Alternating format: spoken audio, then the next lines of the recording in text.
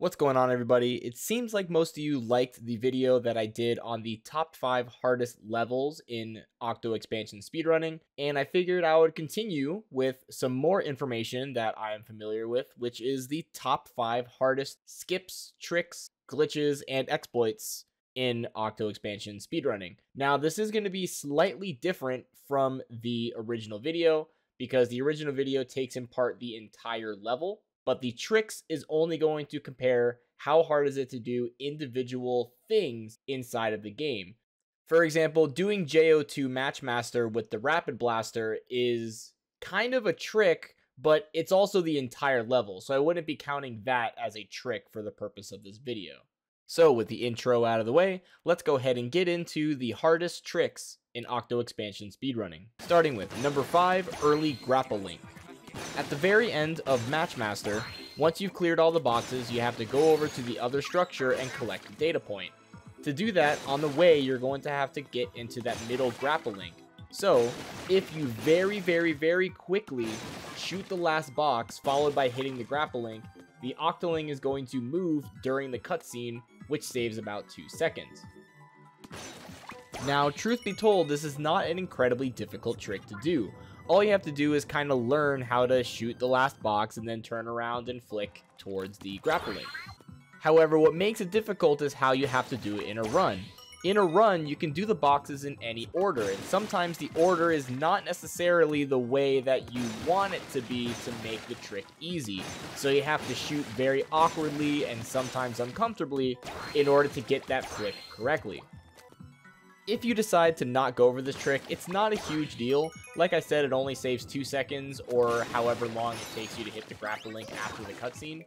But for those elite runners, getting that trick consistently kind of adds another layer of difficulty to this level that really didn't need to be there. I mean, come on, the level's hard enough. But while we're here, I can show you a really funny glitch. As a result of hitting the early Grapple Link, for some reason during a cutscene, the Octoling doesn't know how to stop. So sometimes you'll hit the Grapple Link and the Octoling will just fly over the screen just like that. Unfortunately, this actually loses quite a bit of time in the speedrun, but you know, it's worth it. It's funny. Number 4 is gonna be Inkjet Skip. This is the 3rd level in the entire run, and if you choose to not do the skip, it will lose you about 15 seconds. It is quite a big deal. Or if you mess this trick up, it's basically a reset. You might as well start over from the beginning. There are actually 2 different difficulties of this trick. The advanced route is the one that goes directly up the center, and if you can manage your height correctly, it will save a couple of seconds on top of doing the main skip. But so long as you're consistent enough, you can do the main skip without having to worry about doing the super advanced version. Most of the reason this trick is so difficult is just because the inkjet is very wonky when it comes to how much height you have. It can be very difficult for new runners to learn this trick without having it explicitly explained to them.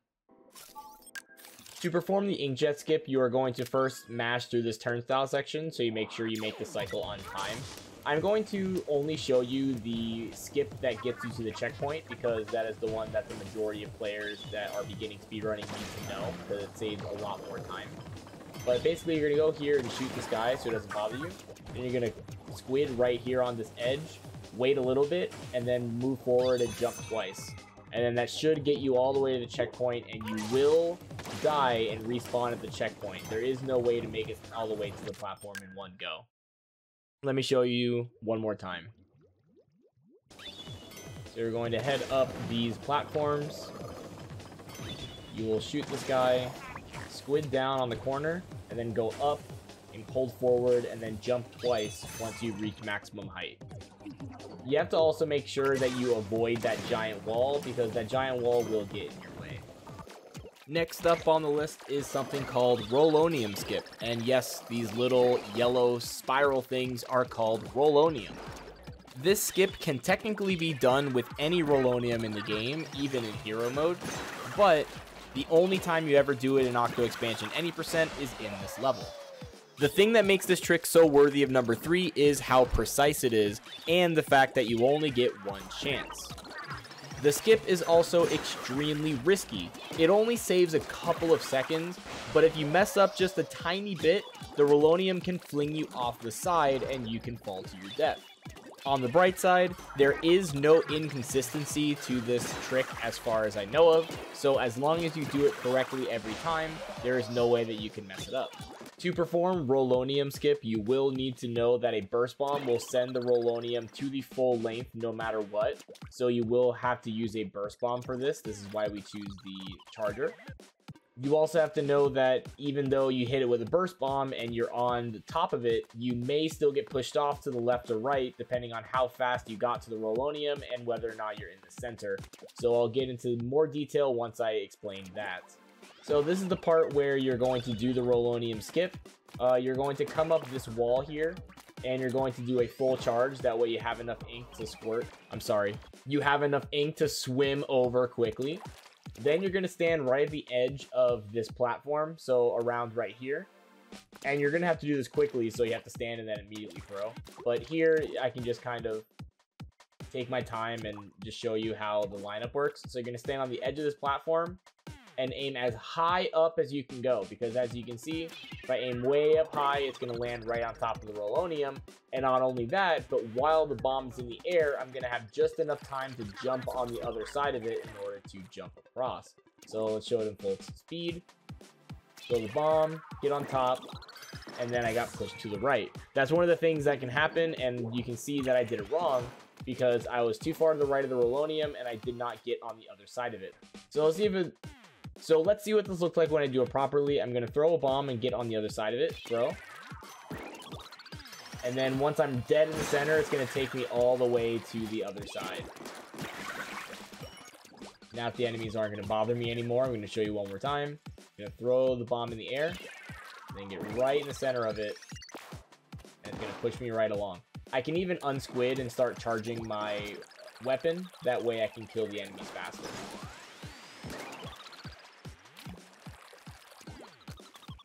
But again, you have to be very careful about being on either side, because if you're too far on top or if you're to the right or the left, you're going to get pushed off. Hopefully, if that happens, you'll land on one of these platforms. But if it doesn't, it can even send you off of the bridge, and you don't want that to happen either. At number 2, we have Laser Skip. Laser Skip is in the Escape Section 4 of the Any% speedrun. And it is an extremely risky and precise strat. Also, fun fact, I discovered this trick. If you remember World 4 Skip from Splatoon 1, it's probably about the same difficulty, but way less important. Anyway, Laser Skip saves about 4 seconds if you do it optimally, and will lose 14 seconds if you die. Needless to say, if you are on a world record pace, this is not a trick you want to be missing. Here is how to do the laser skip. So you're going to first do the first part normally, jump through this laser. I don't know, if you're not comfortable jumping through the laser, the intended way is to go over it like this. But obviously, if you're going to be going for laser skip and you can't make this jump, then what are you doing? Anyway, you're going to ink up this wall completely. I mean, it doesn't really matter because you have to maintain this little tiny sliver anyway.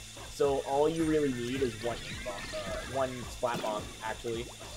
Just one splat bomb is enough to get enough ink on the wall. And you can do that to optimally ink the wall if you would like. You can just jump right up here and go boom, right into the wall.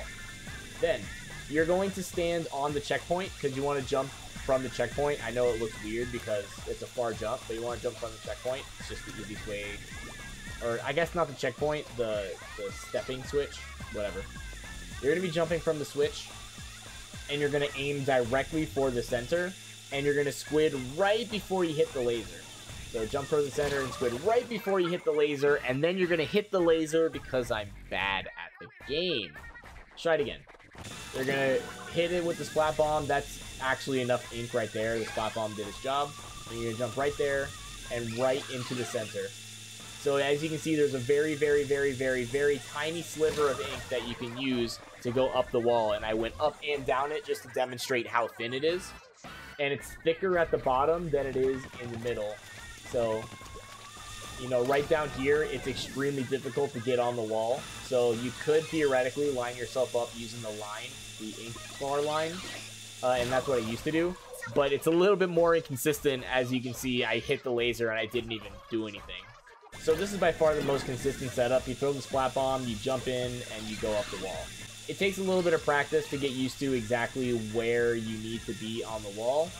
In general, this is a very inconsistent trick, and when you're on a world record pace, you may not want to go for this, honestly. If you do choose to practice this trick, don't fall down here.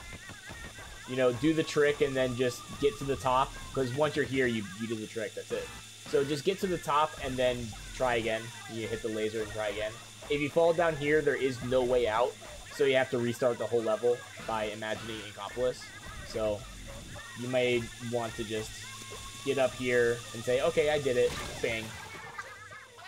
Before we get to number 1, here's an honorable mention. We have in G05 the splat bomb on top of all the boxes. Now, this is just a very, very precise splat bomb. Getting it will probably save 2 seconds or so because it will delete like 7 bombs all at once. I honestly cannot even give you a good tutorial about how to do this splat bomb because I am not consistent at it at all, and it is that precise. But I'll try my best to do it in real time. You always do the right side first because the platform is heading to the right, so you need to get these out of the way. Then you hit these guys, that middle one, this one, and throw the bomb. It should land on top of that box, by the way. There's a little stack of boxes, and the bomb should land on top of it. So if it's not getting far enough, then you're just not aiming in the right spot.